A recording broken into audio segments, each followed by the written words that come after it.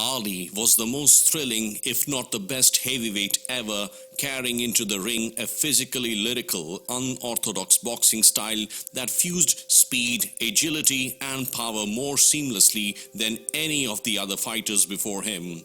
But he was more than the sum of his athletic gifts, an agile mind, a buoyant personality, a brash self-confidence, and an evolving set of personal convictions fostered a magnetism that the ring alone could not contain. He entertained as much with his mouth as with his fists. Ali was as polarizing a sports star as the sports world has ever produced, both admired and vilified in the 1960s and 70s for his religious, political and social stances.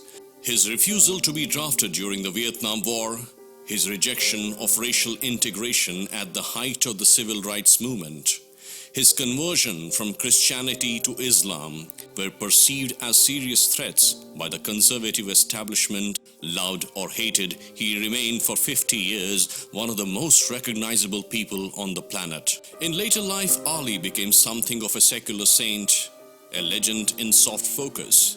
He was respected for having sacrificed more than 3 years of his boxing prime and untold millions of dollars for his anti-war principles after being banished from the ring. In 1996, he was trembling and nearly mute as he lit the Olympic cauldron in Atlanta. That passive image was far removed from the exuberant, talkative, vainglorious 22-year-old who bounded out of Louisville and onto the world stage in 1964 with an upset victory over Sonny Liston to become the world champion. The press called him Louisville Lip. He called himself the greatest.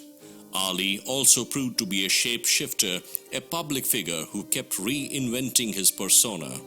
As a bubbly teenage gold medalist at the 1960 Olympics in Rome, he parroted America's Cold War line, lecturing a Soviet reporter about the superiority of the United States. But he became a critic of his country and a government target in 1966 with his declaration, "I ain't got nothing against them." The traditionalist fight crowd was appalled by his style. He kept his hands too low, the critics said, and instead of allowing punches to slip past his head by bobbing and weaving, he leaned back from them. Eventually, his style and approach prevailed.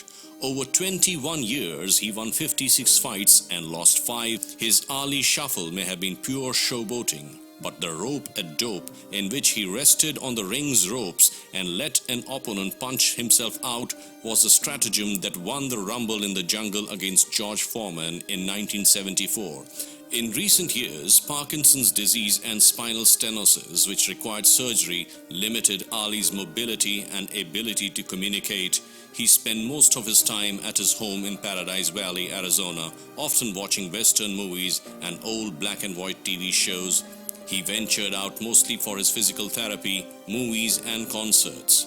In 2005, calling him the greatest boxer of all time, President George W. Bush presented the Medal of Freedom to Ali in a White House ceremony.